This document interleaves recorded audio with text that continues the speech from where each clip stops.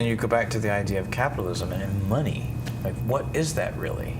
I mean, we have the public banking system. Tell us a little bit, Phoenix and Irene, about Revolution L.A. and the Divest L.A. and the public banking stuff that's going on right now. Well, Revolution L.A. is the umbrella organization, and Revolution L.A. launches the various campaigns.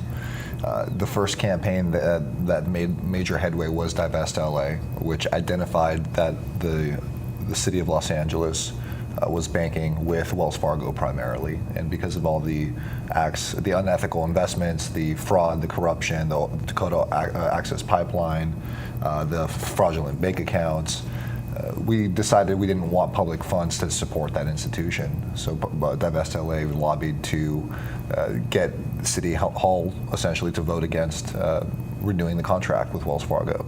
But in that process, what we found was that to simply move from one big bank to another big bank would be a symbolic shift and an important first one. But if you left it at that, it was still going to be with another bank guilty of the same crimes. So this is when we realized that the final end goal of divestment is public banking by definition, because it wasn't going to be a credit union, it wasn't going to be a community bank. They were too small to handle the account.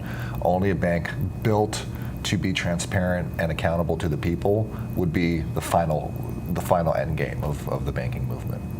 And our vision is to help several communities, to help with housing, to help with green energy, to help indigenous communities, undocumented communities. This bank would help every community. It would solve so many of Los Angeles' problems. And then if all cities in the states would follow this, we can change a lot. We could bring down Wall Street. That's right. Mm-hmm. You're absolutely right, because it has to operate outside of the Wall Street model. Exactly. Right? And we've seen already in North Dakota that people like their public banks there. Yeah. You know what I mean? More people can get access to loans, which is what they're supposed to be, one of the things they're supposed to be in business for, right? So when you have a successful entity like that, where people actually want to put their savings into it because they see the benefits that come out to the community. It's a very intersectional movement, yeah, because everything in our society requires money, in our economy at least. And so the types of businesses that exist because they originally got some kind of a loan from the banks, or exactly. Right?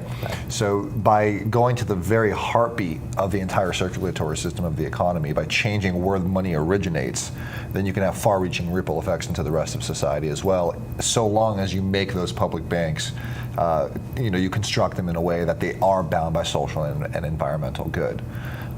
I want to answer your question, though, that ties exactly with that, though, which is what you had asked earlier about how the left is all over the place and what can we do. It's my very strong opinion that the left is where it is because there is a tendency in their well-intentioned hearts to notice and become educated about the problems in our society, but a lot of the times it gets a little bit too abstract from there. And one example of what public banking is it takes what was an education about the evils of banking itself, which 2011's Occupy was a testament to, but then it takes that unclear abstraction and it brings it down into a specific policy change that specifically can be legislated on, that can be voted on, that can be defined by a charter. And all the problems in our society, whether it's banking or other types of tax laws or other types of land laws, people need to identify the specific legislative changes and then learn how to power map government and to take control of government in a way to make it represent the people through those laws. That's how the change goes from us being all over the place to getting the things actually done.